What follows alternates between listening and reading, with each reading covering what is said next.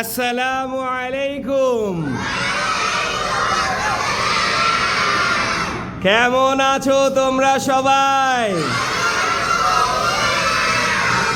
আলহামদুলিল্লাহ। আব্বু আম্মু কেমন আছে?